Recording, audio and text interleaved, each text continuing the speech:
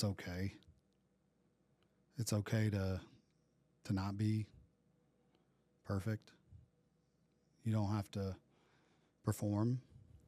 That there's hope.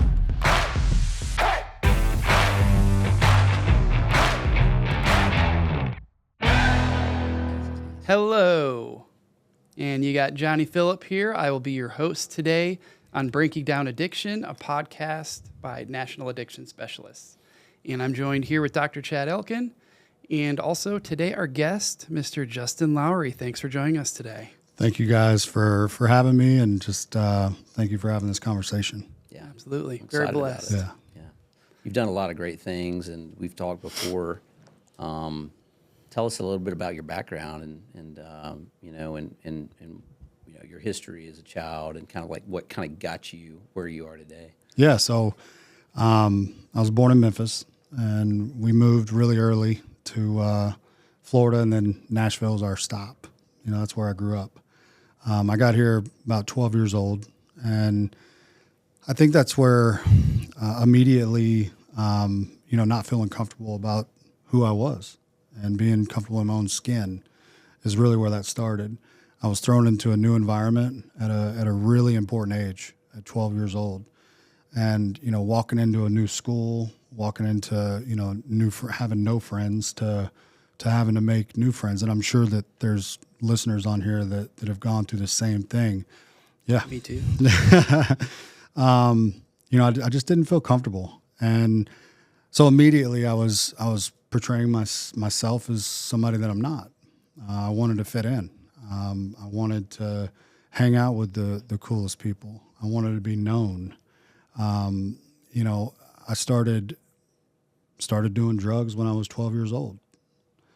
A lot of people think that that's young, but today, you got sixth graders, learning how to roll a blunt.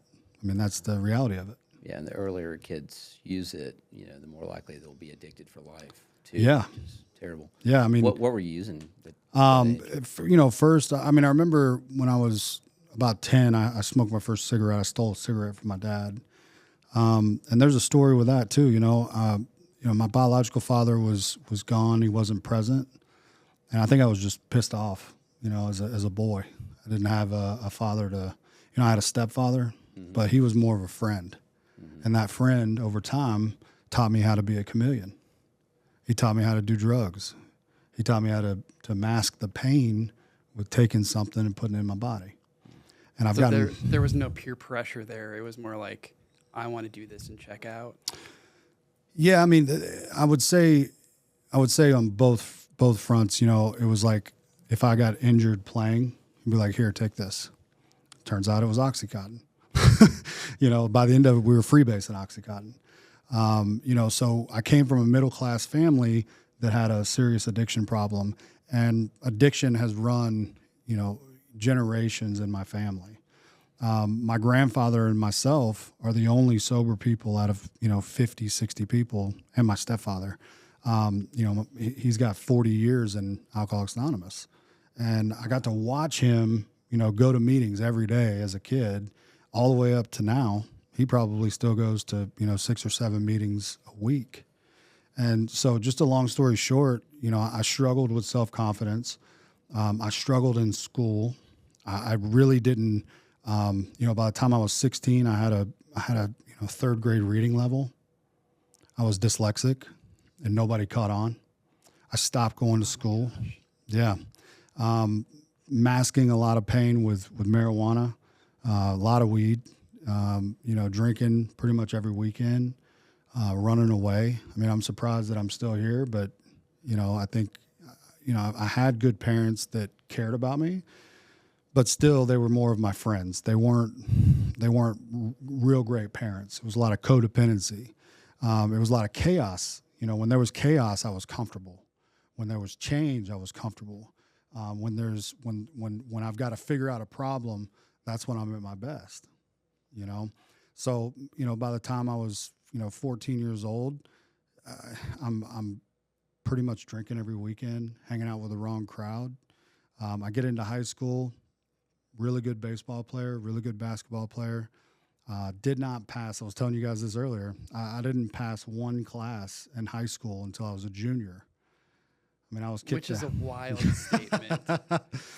I was Yeah. kicked. You've been pretty successful in life, so like that's one of those things. It's like just because you may not be a good student early on in life doesn't mean you can't overcome that and do some great things in this world. See, it's always been like either or. My parents' friends used to ask about me, and they'd be like, "Is he dead or is he a millionaire?" Yeah. It was one or the other, What a right? juxtaposition. Yeah, yeah. So, to kind of fast forward, once I got into high school, I really stopped going to school, and I was asked to leave Davidson County Schools after my sophomore year, and I was headed to military school. The next, that was my next step. So there was this doctor that my mom sent me to, and I'm not going to say his name, but he helped me understand what my problem was, and that was dyslexia and short-term memory loss. And probably the chemicals that I was putting in my body was because of the short term. It was probably a lot of masking and justifying behavior. But that doctor really gave me hope.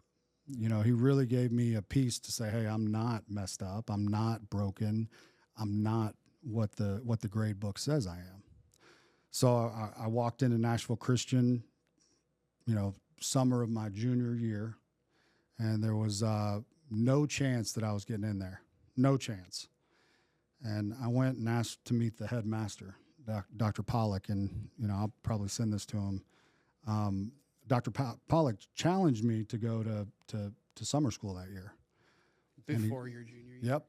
He said, I want you to make all A's. I want you to take 6 classes. I want you to make all A's. So I did. I went to summer school, and I took 6 classes. Well, I made 4 A's and 2 B's. And I walked back. Yeah. I walked back into his office, and I handed him my grades, and his wife was in the office at the time, and this woman's like a saint because she heard what he said to me. I didn't come through on my deal. He's a military guy, strict. Like he's got the hat in the corner. He's got, the military awards on his chest. But the best thing about that guy is his wife, because the look that she gave him changed his opinion. She said, now, you know that you weren't perfect at 16 years old. And these people have been married 50 years. Sure. Yeah, right? Yeah. But ultimately, I got an opportunity. And, I mean, just a quick story in there, I never read the Bible. I'm at a Christian school, first semester in Bible class. My first Bible test was a 4. I scored a 4. Wow. 4 out of 5. 4 out of 100. 4 out of 100. Yeah. And Coach Lincoln is another angel in my life because, he knew that I didn't have that background. And that was my first introduction to God. Okay. My parents and I, we went to church maybe, 3 or 4 times throughout my childhood. All right. That's something that's missing. Yeah. The spiritual side. And they planted a seed. That seed was planted. I went on to make other mistakes. I went on to do a lot of bad. But that seed was planted when I was 16 years old because they gave me hope. They gave me an opportunity. And, ultimately they helped me do what I wanted to do best, and that was play sports. That's all I cared about. Even when you were going out and doing some bad, did you always have this spiritual side of you kind of overlooking that? You know that you can always come back to that and that's your safe space? Or did that grow over time? Yeah, I mean, I remember a lot of times, in the passenger seat of a car that one of my friends was driving at 100 miles an hour at 2 a.m., going, God, if you just get me out of this, I'll never do it again. And I'm sure you have some guests that have thought the same thing. I've felt the same thing, yeah. It's the foxhole prayer, Yeah. right? Get me out of this, and I'll never do it again. And that line of demarcation, it keeps getting pushed back, right? Mm-hmm. We push it back because we got away with so much. And I think that's what happened for the next 20 years. I mean, I didn't get sober until I was 38, and I'm 42. Wow. It sounds like you had somebody that finally believed in you and gave you, over that summer, and that I feel like with kids, regardless of whether they're dealing with substance use disorders or something else, maybe they're making bad grades. Like one teacher tells them, you know what, I believe in you. I think you can be an A student. I'm going to put you in an honors class. I think you can do this. And then it kind of changes a kid's mindset. I've seen that with some of my kids. Yeah. It's like all it takes is one person. It's like it just things flip. It's like maybe they were making bad grades, now they're making great grades. Their confidence changes. Yeah. So it's like, we can, as adults, as mentors, as teachers, as clinicians, we can obviously have an effect on our patients, but as parents, we can have an effect on our kids as well, and I think it's really believing that somebody can overcome the challenges in their life, regardless of their past. But looking at the flip side, right now, I mean, we're only in high school of my story, but I want to talk about my high schooler. Her name's Lila, and she's in treatment right now. She's a 4.5 GPA kid. So she's the opposite of the spectrum, right? She is a very smart, talented young lady, but social media and the who's who and the what do I look like and the things, the pressures that we don't even know about. Especially for females. Yeah. She stopped eating food. And she's in her second trip to treatment. Wow. So there's so much that these kids deal with that I didn't deal with social media. And thank God I didn't have to. I'm sorry that she's going through that right now. I feel for you. I have a daughter too that's about to turn 2. And so who knows what the road lies ahead. But I'm sorry. Yeah, man. I mean, it's one of the toughest things. I think I've been operating in fear since October. Rightfully so. Yeah, and it's like, some days we'll walk into a room and wonder, is this it? And other days, and there's parents out there right now that are listening, they're going through the same thing. And other days she's coming to us and she's happy and she's full of joy and she's full of life. And she asked me, she said, "What if this doesn't work?" And my only response was, "You keep going back." Yeah. Yeah, you don't give up. Yeah, you never give up. At least she's in the safest space that she could be right now. Yeah, no, and that's getting help. That's the thing is, I think parents are missing out on, she comes from 2 alcoholics. We missed the boat. I haven't been with her forever. She's like my stepkid, but I look at her like a daughter, right? I love her like a daughter. And I'm just sharing this because there's a parent out there right now dealing with it too. And it's a form of addiction. It's a form of the food noise. And the same noise that a drug addict might have is the same noise that someone that won't eat food because they're counting calories or withholding might have. It's an obsession of the mind. It's control or lack of control. Exactly. Better part. Exactly. And it really proves that, it is your environment. I came from a house full of drugs and alcohol. When I went to my grandparents' house for Christmas, everybody was outside on the front porch smoking dope, right? Everybody was smoking downstairs without the kids there. But we knew what was going on, right? Wow. So, and we're talking about middle class. These are like, if you pull the layer back, if you open that front door in Spring Hill right now, you're going to see the same thing. Right. Yeah, it's everywhere. It's everywhere. I have friends that, I play tennis and, Nashville country clubs, and I have friends that come up to me all the time and like, "Hey, can I talk to you for a second?"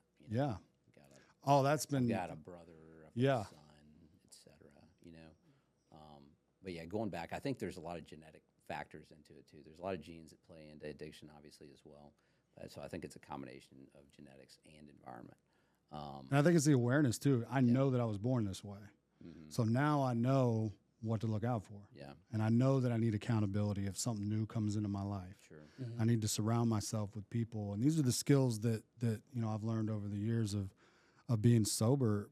But 25 years of using, every day is a new experience, because I stopped maturing at 12 years old. Exactly. Yeah. People don't understand that. 12. That when you start using substances, drugs, your social, emotional intelligence basically pauses. And so somebody starts at 15 years old and then they're 45 years old. Yep. And they're acting like a 15-year-old. It's because that entire time, they haven't matured. Their brain hasn't matured to to deal with adult circumstances. One of my friends, whenever I turn a New Year's, she sends me, my New Year's expectation of my characteristics and what I've learned. And this year I've learned to play well with others because I'm 4 years old. Yeah. Right? Yeah, So I'm not reacting so much. I am going to throw a tantrum. I'm going to throw a fit. I'm going to act out, but it's not going to be as bad as it was. It's not going to be doom and gloom. It's not going to be something that is going to, be detrimental to the rest of my life like it was. I can level with that, Yeah. Justin, because I was 14 when I started using, and when I got sober, I was 2 days into being 33. So I was a 14-year-old then. And so, add another 13 years. So I'm in my 20s right now mentally sometimes. Yeah. And I do get reactive, and I've had to work on that. But we're talking about two parts of our being, right? So you've been sober now 4 years. 4.5, yeah. 4.5 years. So I just want to bring in, this is an important question because I always just like to see what our guests say. But your sober self now, if you could talk to yourself when you used to use, your addict self, what would you say to Justin? That it's okay. It's okay to not be perfect. You don't have to perform, that there's hope. And I think that the most important part of when I think about that is sharing my secrets sooner. I didn't share my secrets until I was 20 years in. And I didn't know that everybody in this community thought the way that I did, right? I wasn't alone.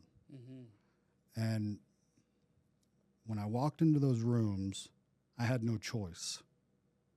I had no friends, I had no family. Everybody was tired of my stuff. So no support. Really. None. Yeah. I'll say this, from high school graduation to about 30, I didn't go to weddings. I didn't go to birthday parties. I didn't do anything but try to make as much money as possible. And I would do anything to take it away from you. I burned so many bridges. I ruined so many lives. I was responsible for other people's well-being as a business owner. And one day I just decided I was done. Fired everybody and quit. 8 years in. And disappeared. And that was the roofing company. Yeah. Let down a lot of people. You And weren't being your true self. No. Yeah. No. I had a full-blown cocaine addiction that I was funding. I would be working for a month, and then I'd be gone for two weeks. No one would know where I was at. I would disappear. You'd be on that long of a run. Yeah. 2 weeks. Yeah, and then it'd take me another 2 weeks to get back. And then it went to once a quarter. Once I hit a quarterly number, I'm going to take 2 weeks, and I'm going to go somewhere where you can't find me. Wow. It's a good rewarding system. Yeah, yeah. And then that caught up to me, I ended up in the hospital for 45 days with an NG tube down my throat. I've got a zipper where I almost died. My appendix ruptured and I didn't know it. And I was working 18 hours a day and wasn't taking care of my body. And my appendix burst. I'm walking into the hospital and I threw my insurance card at him and I said, I'm dying. It was an ice storm in Memphis. Did they believe you? Yeah, I looked like it. Wow. Yeah, that's an emergency. And the only way that I communicated with anybody is I took a picture of my hospital wristband and posted it on Facebook. That's the only way that my family knew where I was at. Because when I would disappear, no one would really look for me, right?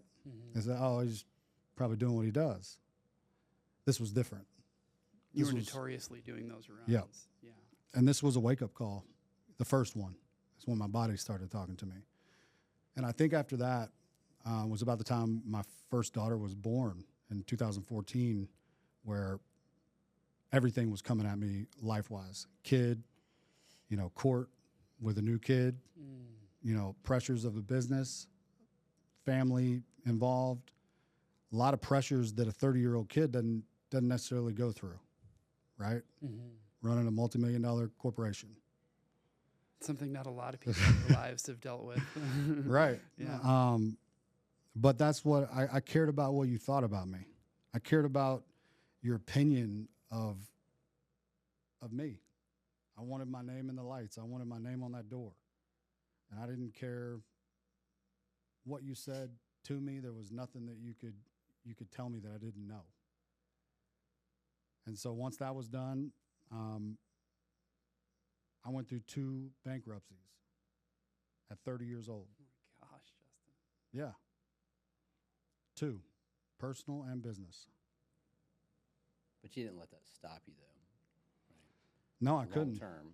Yeah. So you have the mentality of, Yeah. I mean, even if I fail, no, I failed, and I failed miserably because failure's okay, though. And just because you fail in life, sometimes that's some of the best learning experiences. So. My alter ego will not want to tell you that I failed. That's why I say it out loud. Mm-hmm. I failed. The people that were involved with me, the people that worked with me, I failed them.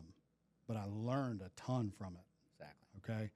I learned the value of a relationship. I learned the value of people and the value of a dollar. That was number one, is that money cannot buy me out of this.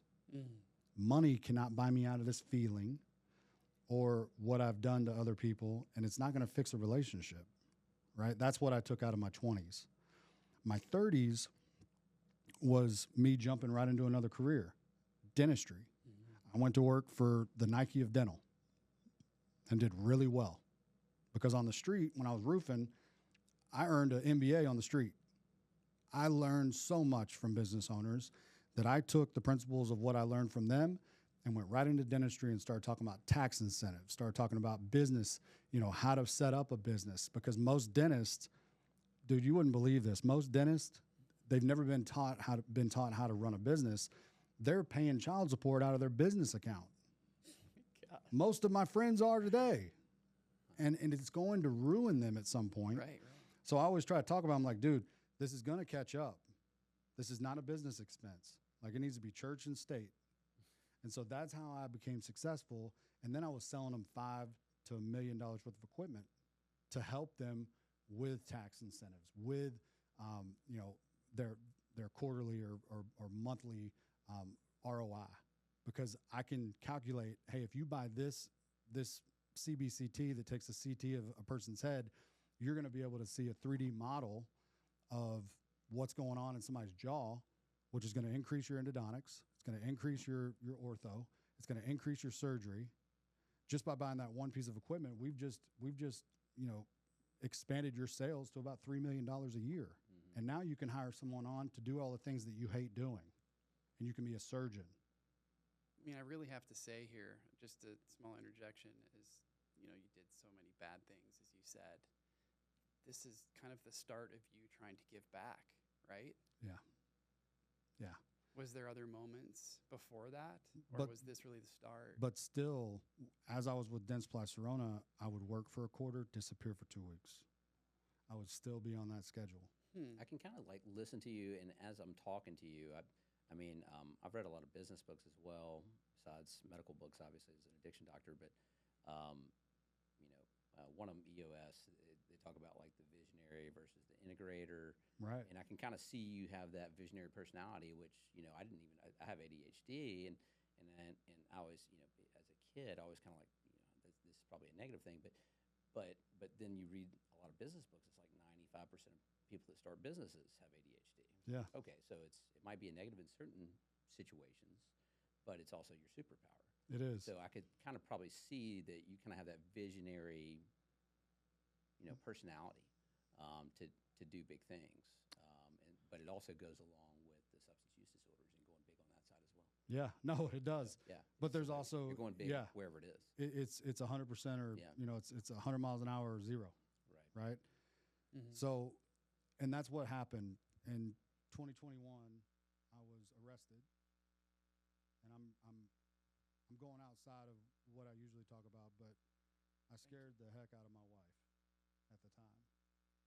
This is the addict that I am. I went on a first date October 17th, 2019.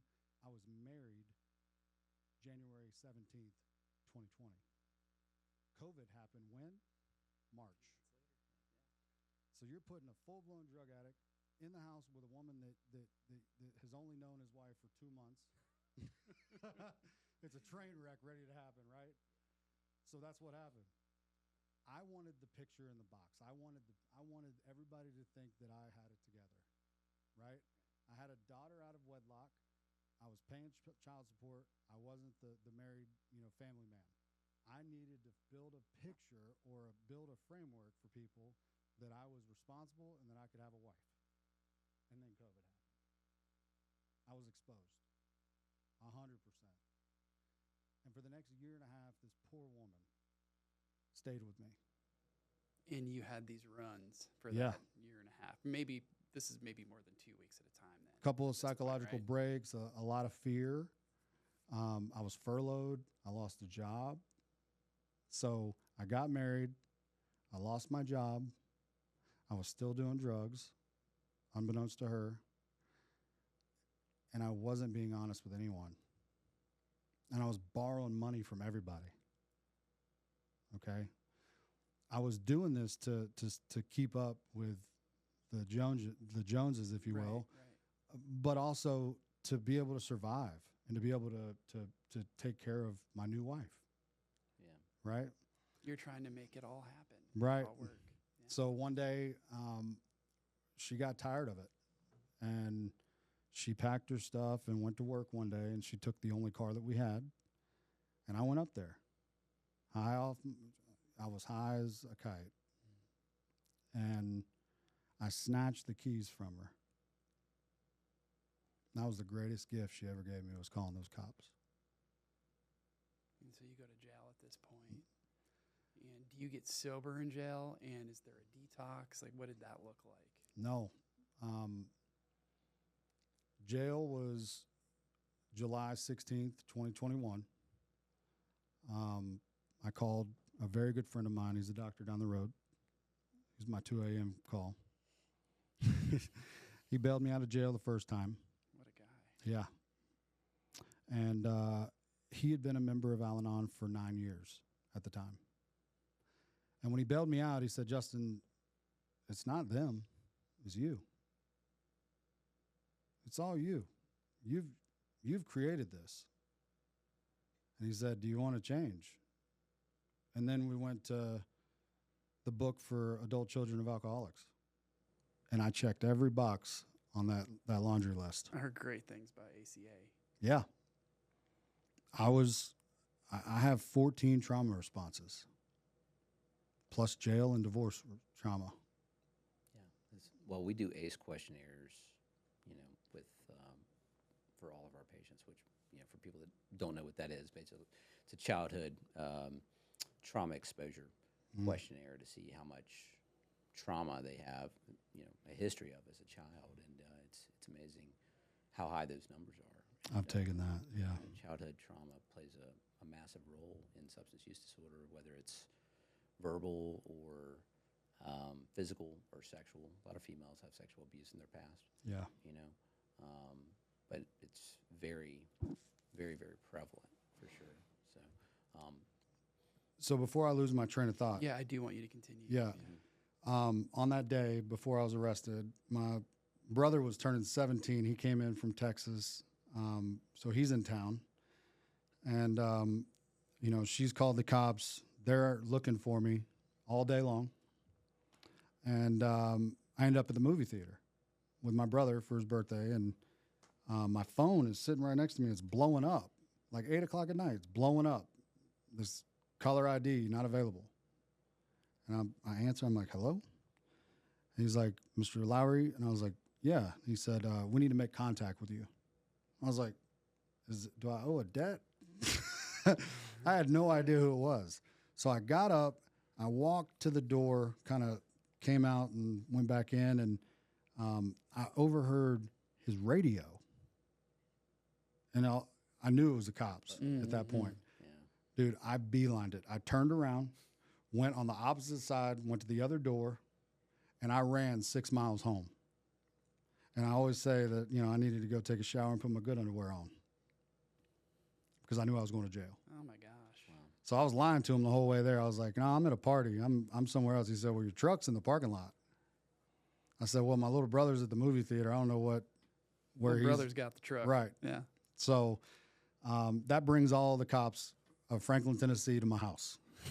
Oh God. Wow. Yeah. And at the time, during COVID, I'd been driving to Illinois, going to all these places that you can purchase marijuana and different Little dispensaries and whatnot. I wasn't going to say it, but I was yeah. bringing it back over the border, and I was selling it to all my neighbors. Well, they found that. So I was trafficking. Yeah. Then they got there. They arrested me for domestic, fleeing, all the things. I ended up with, 4 felonies and 4 misdemeanors in one night off of me grabbing those keys out of her hand. Wow. Yeah. And how long did you sit then? Well, the shortest, so I'm about 6'3", 6'4". The shortest cop was like in my face saying, you like to hit your wife? And I'm like, dude, I don't know what you're talking about. I didn't hit her. But I didn't understand the principles of the fear. I didn't understand the power and control model. I didn't understand a lot of the things that I learned throughout this process about how I was acting and how I was portraying, because everything that had been taught or that I had seen up to about 6 years old, that was where I left off in my learning curve. So that's how I acted. Mm-hmm. Okay. So throughout this whole process, I went to jail twice. I didn't follow a no contact. I thought they were kidding, but a judge is pretty serious when he says don't contact this person. So she had a year no contact with me. I wasn't allowed to go home. I was homeless. Wow. I was going to ask, where are you staying at this point? I'm staying in the parking lot of Walmart in Franklin, Tennessee. That's wild. I just had knee surgery as well. So I'm walking around on one leg. Crutches. Thank God my navigator had a plug for my CPAP. My gosh, man. So you're usually living in your car. Yep. Yeah. That was my bottom. And then one night they came by, picked me up again, and said, your mom contacted her. You're going to jail. Third party. I'm sure there's some guys that have been through this. Mm-hmm. Well, my mom, unbeknownst to me, had bought her a car and gave her $10,000. So what did that look like? A bribe. That looked like we were bribing her. I had no idea what was going on. So it brought on another charge. Yeah, it did. And then my mom and my ex that has my daughter, they both teamed up on me. My ex-wife teamed up on me in court. I was facing 12, 13 court appearances a week. Wow. It was to the point where I put a gun to my head and pulled the trigger. And what happened there? Didn't go off. Bro. Lucky to be here. Very lucky. My grandfather's gun did not go off. It didn't go off for a reason then. It hadn't been cleaned in years. Awfully lucky. Yeah. That's the seriousness of this. I was wondering the whole time, like, am I going to make it out of this? Is it going to get better? And how are you going to get out of all these charges? How are you going to be out in the world with anything besides your truck?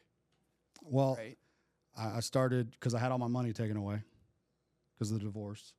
I got hit with the top 4 things that you don't want to get hit with: charges, no contact charges, divorce, and child care. Like, they were all at my door at the same time.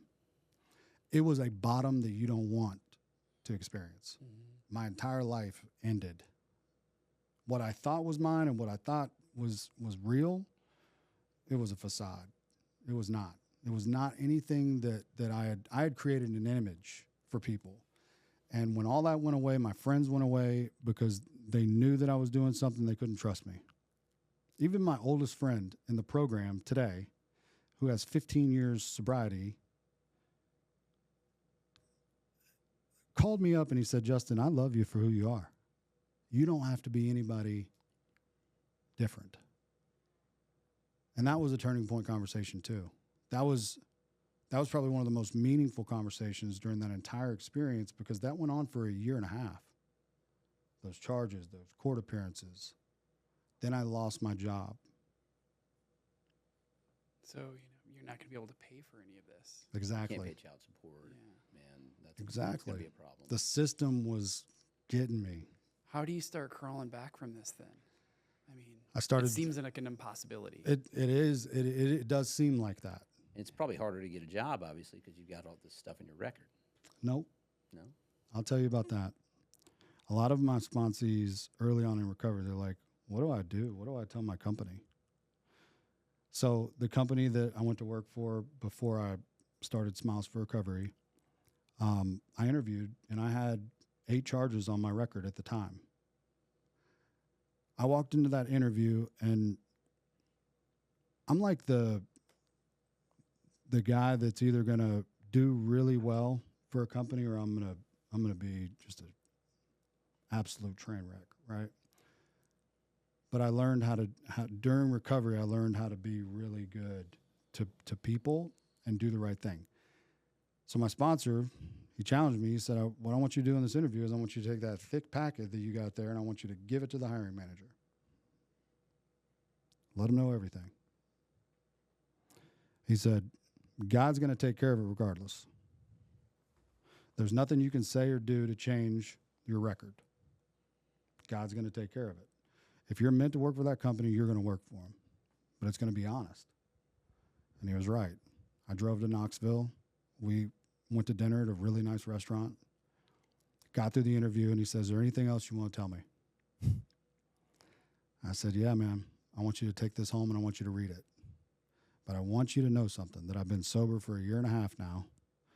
I go to 3 meetings a day, and I haven't missed since I walked into those rooms. That's not the same person on paper that is today. They hired me the next day. I walked into a territory that had $0 in sales. 0. So majorly in the red. Yeah. And this is number 4 implant company in the country. There's only about $5 million worth of business in Tennessee. And that's a $145 little part and piece, right? That's how much an implant is cost. So I said, what do I know how to do? I know how to bring people together. I know how to create a community. So I brought 30 of my oldest friends in the dental industry together. And I said, this is an amazing product, because it really was. They were getting results that not many other companies were getting. Their connection was amazing. There weren't many failures at the time. And so I created this virtual study club. And it was doctors from Knoxville, it was doctors from Nashville, Memphis, all over Tennessee. Some of your top dentists were using this. Together Zooming? No, they were just sharing. I was giving them a platform to share their cases, kind of brag to one another. Okay. They're full arch doctors. They got a $5 million practice. They're doing full arch every day. Full arch means they're taking all the teeth out and putting new ones in same day. Yeah, you have to dumb it down for, like, most people aren't down with the dental lingo, So I created this community, and then Dr. Jody Griffin in Knoxville, he came to me, he said, let's put this group to action. He said, you and Dr. Pryor have been taking care of some of these addicts that, when I got to recovery, I noticed a problem. I noticed the problem that a lot of my friends were in pain, and it was usually oral, and they didn't have a resource. They didn't have a place to go. So I would bring them to Dr. Pryor, and Dr. Pryor is our president, and he would extract their tooth, pack bone, and get them ready for an implant and send them on their way. Same day. Same day. For free. Oh, my God. Using my implant, teaching another doctor how to place it. Yeah. So I created a training facility pretty much out of this idea.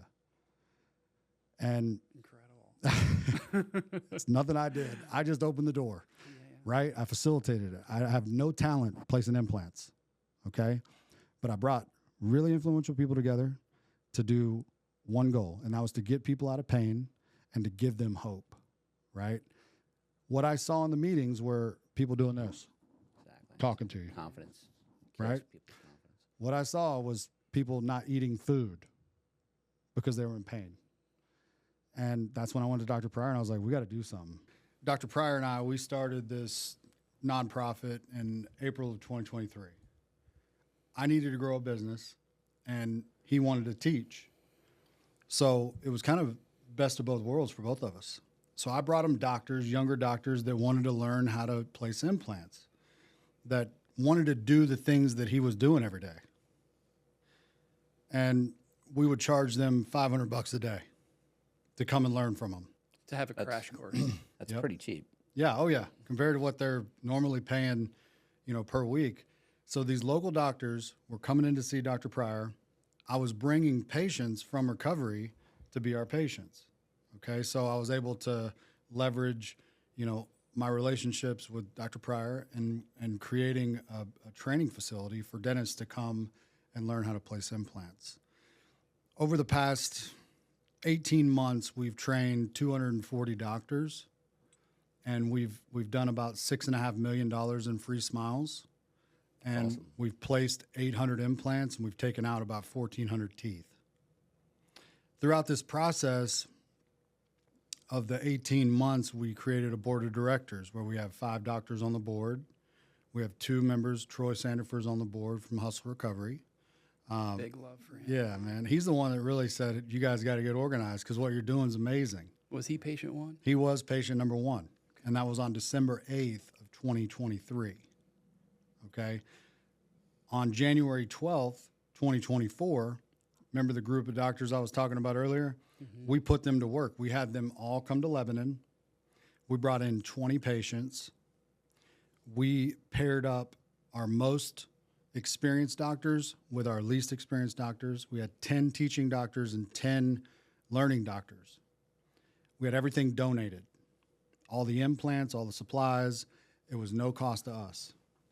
We brought in 20 patients. We took out all their teeth in one day, and they all left the office that day with a smile. That's awesome.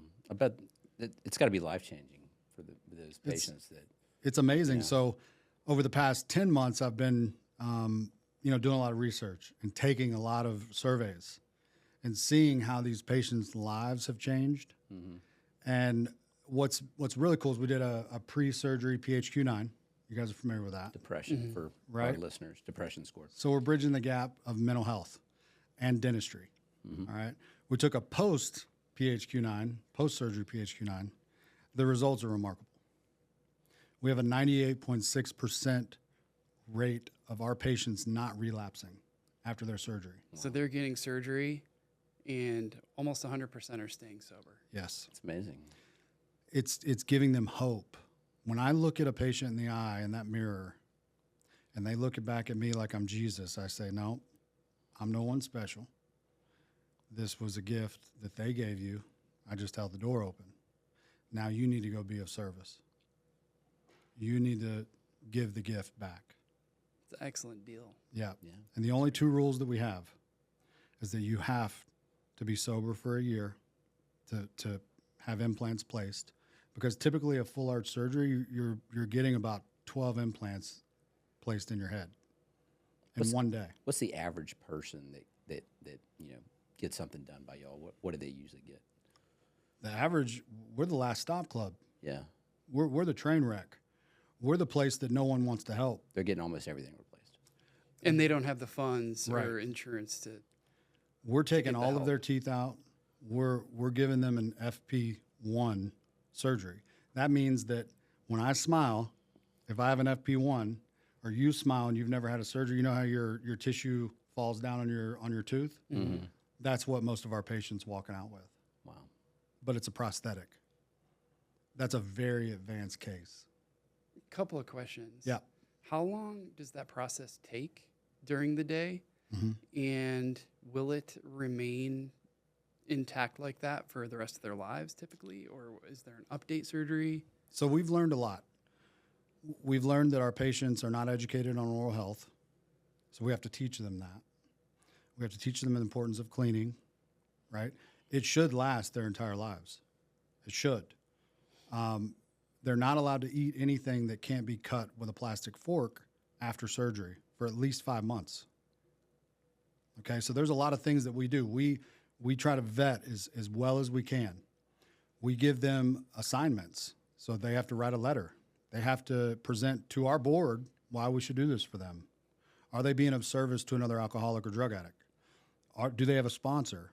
And do they smoke? Smoking's huge. All of our patients have quit smoking Right. to have this procedure.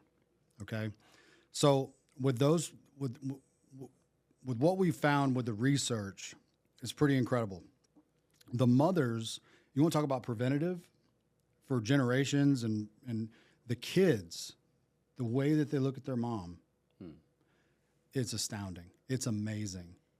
I bet that's one of the best feelings. Dude, it is better than any high I've ever had in my life. It is incredible. Well, I mean, I've had like a dental issue where I had like a chipped tooth, and I mean, it's not obviously not near what the majority of these patients with substance use disorders end up with meth mouth and everything else. But I mean, like I was like, like kind of doing the same thing. Yeah. Like, oh, I got, I need to get this thing fixed. It's an ASAP. insecurity. Like it's an insecurity. Yeah. You're like walking around like, are they looking at my tooth? Are they looking at my tooth? 99% of our patients wouldn't go to a school activity with their kid involved because they were either worried about the way that their kid looked at them or others. After surgery, not one of them missed a school event. Oh, man. Yeah. That's your special. Overall huge. appearance, general appearance and It's confidence. huge. The other fact is that 75% either got into a new relationship or got married. 85% got a new job. Or they got a promotion. And we're talking a pool of 320 patients, okay? 320 patients, their lives have fully changed. When we work on patients that don't have a year of sobriety, right, because that's one of the rules, what we also created was the Pain Train. The Pain Train is a group of 25 doctors here in town that have agreed with me that if a patient's in treatment and they're in pain or a tooth blows up, they will take them in, extract the tooth, pack bone, put them on antibiotics, and get them back to treatment. What a service, though. They're doing that pro bono? For free. Nice. That's incredible. So I had that idea in the shower one day. I was like, I got to create something that's going to take care of these patients because most of our patients were pain patients with not a year, right? They didn't have the sobriety, but they had the need. So I went to the bone companies and I said, hey, I need bone for all of these volunteer docs. And I sent bone to every one of them to where they're fully So you're stocked. leveraging those prior relationships. Yep. That's great. And you're giving this patient that's in treatment typically no pain. So then they don't have all this pain and they have to AMA Right. and go use. We haven't And even got to the biological stuff. The A1C drops 2 points. 2 points. Their entire health gets better. Dr. Pryor and I, well, he taught me, but we have to communicate this to patients that you have to chew your food 35 times before you swallow it, or your body is going to be working too hard. And what's the number one non-emergency hospital visit we have? It's a $2 billion problem with recovering addicts going to the hospital because of GERD. Reflux, yeah. They're eating their food whole. I remember you saying this at the golf tournament. And by the way, congrats on that. And I was honored to play in it. But you went into a pretty long speech about the benefits and everything that can go wrong when you have a messed up smile. And Well, when I think about it, I told you guys this before. When I think about recovery, just from my experience, I think about housing. I didn't have a house. I think about transportation. I was lucky to have that. And I think about food. The next thing is teeth. Because I don't get a job without a smile.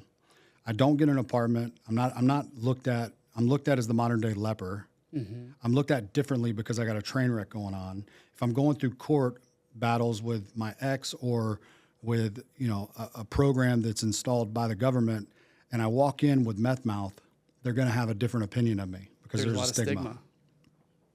Yeah. So we're trying to clear that. And we're trying to open up new conversations to say, hey, there's more than us just fixing people's problems. Like, we're not just fixing their aesthetic look. That's a bonus. Yeah. The way that they feel about themselves inside, the way that they look at themselves in the mirror, the way that they feel pride when they're with their kid, that their kid doesn't have to be embarrassed of them anymore. It's a big deal. It It is a big Yeah, deal. absolutely. So real fast, my father, how we got here today, my biological father, I took him to Hawaii when I won a trip, never spent any time with him. I won a major trip to Hawaii, and he was my choice to take because I'd never spent more than a week with him. I spent 2 weeks with him. What part of Hawaii? We went to Maui, and we golfed for 14 days. Okay, this dude hadn't been west of Texas his entire life. Wow. Right. When he was in the happiest place in the world, he didn't smile because all of his teeth were methed out. Yeah, rotting. Yeah. They were rotting. He was the idea. He was patient. He was the real patient number one. Got it. Yeah. Because Dr. Sully Sullivan down the road, he did his mouth for free. My God. He's one of my What a best guy. friends. Yeah. So he helped save your life. He also helped your His dad. Yeah. Wow. His dad. Yeah, and I think for our listeners, I think everybody thinks about meth mouth. Obviously, vasoconstriction decreases blood supply, decreases saliva. I think we need to do a better job of teaching our patients, regardless of where they're at and what substance use disorder they have, to make sure to brush their teeth. You don't even have to brush. Brushing does nothing. It's flossing. Flossing, I mean, I sound like a dentist. I'm not a dentist, but I know what works. Flossing is the only thing that works. You could be stranded on an island with a toothbrush and your teeth are going to fall out. But if you floss, you'll have them till you're dead. Keeps tissue healthy. Something that I could work on doing more. I Me think too. probably I'm everybody- horrible at it. I'm horrible with it. I go to the dentist 4 times a year because I'm terrible at taking care of myself. That's the addict in me, right? Yeah. Yeah. I'll watch what I eat. I'll go to the gym. I'll do everything I can to take care of my part of my body, but it's that one piece that I just can't, right? That I lose track on. But to kind of move forward, Yeah. what we've really done is we brought awareness to the dental aspect of this, that it really does change lives. And funding, one of the questions that I'm always asked is what is our biggest hurdle? What's holding us back? What's our next step? Right? It's funding. My board of directors has given away a total of $3.5 million of their own money. Which is huge. We've never of their taken outside and money. Time. Exactly. How do you get more money? How do you get more funding? We haven't yet. Okay. We haven't. And that's been a frustration, is because some politicians, some leaders that have that pocketbook, they think that we're just fixing their problems aesthetically. They don't see the whole body changing. Right? So we're bringing that. We've got an IRB study coming out, a medical journal study that is going to talk about the results in the PHQ-9. And they're astounding. It's a 180. It's something that we haven't studied yet. Dental patients in recovery, there's not maybe 1 or 2 studies out there like this. Well, it sounds like you're groundbreaking in those two worlds. Trying to. Yeah. From my perspective, what I'm kind of thinking in the back of my head is from an insurance perspective, if That's who we're going after. Yeah, if somebody has a substance use disorder, maybe there should be some type of carve out for patients with substance use disorders to be able to get coverage for, to get dental care. So the large company that we partnered with on this, that's who they're going after, is insurance, because they have the fix. They have the end all be all of procedure that can help these patients and these types of patients all across the country. Because it's not just in recovery. A lot of people can't afford $50,000 for a surgery, right? Yeah. They're taking people can. right. They're taking mortgages out. They're using life insurance to do it. There's a lot of sad situations out there, but the hope is that we're trying to find a solution. Right, we're trying to be solution based, and so what I did is our board, came to me and they were like, Justin, we're not giving you any more money. The lab's tapped out, our pocketbook's tapped out. Go find it. And so I went. Actually, this company came to me. It's called Dollars with a Heart, and you'll see it on social media. Struggle Jennings is partnered with us on this. Nick Hyder's partnered with us on this. And what they do is they build food endowments. And if you don't know anything about the food shortages throughout the country, then you're missing the boat here, because there's a lot of people going hungry. A lot of people that are going hungry that have a job and that can't afford to feed their families. And so this organization takes really up the place that the government should be taking responsibility for. So they've teamed up with 12 or 13 really large organizations, and they said, hey, who do you want to help? Who do you want to help? Who do you want to help? And they've invited us, the only nonprofit, into this $12 billion fund. Okay. And so they have these interval goals that they want to meet. And what we've done is we've said, okay, we're going to raise $5 million throughout this process.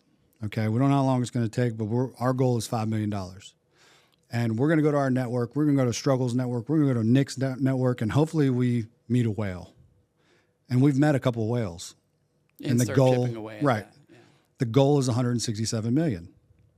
Okay, that's going to feed families.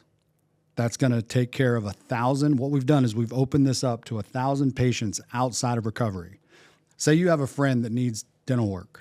The average citizen in the United States needs $5,000 worth of dental work just to get them back to par. Okay. And that's not even perfect. That's Just not back even to par. right. Yeah. That's to no pain, no issues, $5,000. Okay. So like, let's just say you have a friend, you're gonna sponsor them for $65.99. That puts them in line to be a person outside of recovery. We're gonna take care of 1,000 patients' treatment plans. Full cost, whatever they need, from the $5 million that we get. Okay, so we're building an endowment for food.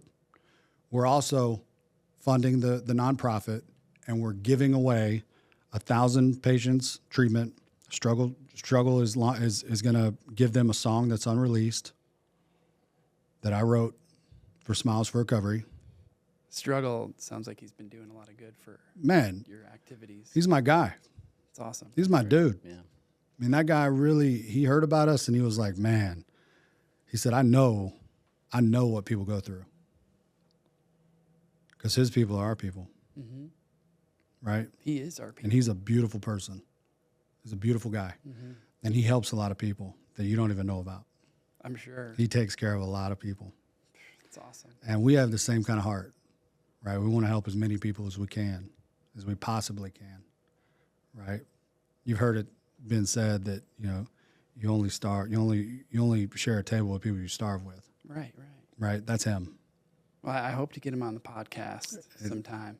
I know Jamie that works in our admissions. She's also friends of him and says a lot of great things about him too. Yeah. So he's partnered with this venture and he's blasting it on social media. And I don't know how long it's going to take. And I really don't care, but I'm trying to do something positive. I can't depend on the government to take care of this. I can't depend on my board of directors to take care of this. We've proven the model. We've proven the good that we're doing. And now we're giving the solution back to the people to say, hey, if 2.5 million people just give $65, we'll take care of as many people as we can. You'll get your name called. I've got 1,500 patients, active patients in Tennessee that I know of. My gosh. Right? So I know that take that times 50 states. That's our ultimate goal. There's 23 states that were heavily impacted by fentanyl and opioids, and we want to be in 23 states. And this opens the model for that, is that if there's a doctor in Texas that has 100 patients that can't afford treatment, he can give us $6,500 and wait until we hit that goal, and we'll take care of all of his patients, and he's not leaving money on the table. Yeah, that'd be great. It's a win-win-win-win. I mean, I can't wait to see what you do with it. Yeah. And how you get there. It's really And cool. I'd love to help at some point. The food endowment, that's another thing. Once you become like in the club, if you will, if there's a catastrophe that happens here, I make one phone call and there's food delivered. Because we have partners with Kroger, Target, all the big guys. And you never know. We had the really bad tornado in 2021. Exactly. And I'm sure that was called upon, right, in some sort This of way. is why it was created, is Right. because FEMA didn't do their job, the government didn't do their job, and this was the idea that, hey, we need a backup plan, and the people are going to have to take care of it. And we're going to have this man, this billionaire that we're going to trust with it. And he's a beautiful person. He doesn't care about money. He made $1 billion at 40 years old, and he's done nothing but give it away. And when he heard about us, he came to me and he said, man, I got to be a part of this. That's great. awesome. Yeah. It's amazing. I can't wait to see what you Good to do have with people like it. that out there. It's really cool. Last thing I'll say, Yeah. you know, throughout this entire journey, the number one thing that has happened is I've stayed sober. That's And what are you doing these days to fine tune your recovery and stay on top of things, if you don't mind me asking? Yeah, so every day I wake up, I pray and I meditate. I stay in prayer and meditation in the morning. I surround myself with accountability. Like, that's what I didn't have before. And I'm honest. Like, if I'm having a problem, I talk about it as soon as possible. I don't hold No it. more secrets. Right. I should have told him sooner, Yeah. because it almost killed me. But since, you know, being sober, I don't have any record. I don't have a criminal record today. All those things don't define me. Yeah. And did you want to touch on any of that too before closing? Yeah, I'm not going to mention the judge or what happened, but I will say this, that there was a perception of me had changed, and someone took an opportunity to give me back my life That's great. in a big way. And Amazing. you know, there's so many people a part of this. I'm standing on so many people's shoulders, and I'm trusted with so much more than I've ever been trusted with. And It looks like you can handle it. yeah, I mean, I think the experience that I had over the past 25 years of living one way in the light and living another in the dark, and trying to balance and act and trying to be somebody I wasn't. I don't have to be somebody I'm not. I can just be. Right. If I'm having a bad day, I tell somebody about it. But my day is not as bad as some of these patients. And that's a reminder. That's That's the a reminder. good perspective Well, to keep every day. There's obviously a lot of listeners right now that are probably in one part of your life, an earlier part of your life. For sure. So I think that shows them. And one gives them thing a I would light say to that them they is, can do, you know, it's never over. It's never over. There's always an opportunity to make it better. And that's what I did wrong. Throughout my entire life, I made things worse. I would do things to make it worse because I would be in my self-pity, or I would be in a different mindset. And today, I look at that and I have to realize what's going on inside of me. If it's selfishness, if it's fear, if it's resentments, or if it's something that somebody did to me, I always have to look at my part. That's the missing piece. And the service aspect. The service saved my life. Being of service to another alcoholic or drug addict has literally given me a purpose. It's given me a place to be who I am and be okay with who I am. And I'm operating better with everybody knowing that I'm a full-blown drug addict, and everybody knowing that I love alcohol and strippers and all the other things that come along with that, right? That's the truth of it. There's so much more in depth, but there's somebody out there still living in his secrets. I mean, it's the reason why you're with us here right now, and you're telling the story, and you're doing the things that you're doing now in the world. Some of my friends would, Part of your story. yeah. Some of my friends would tell me, Justin, don't give them everything. And then I realized that was their fear for me, and their protection for me. But if I stand on all 10 every day, and I continue to do the right thing for the right people and continue to serve, then I'll always be taken care of, man. I appreciate you and for everything you're doing, everything that you shared today. And I know the same goes for Chad. And is there anything that you want to leave our listeners with Yeah. before we wrap up?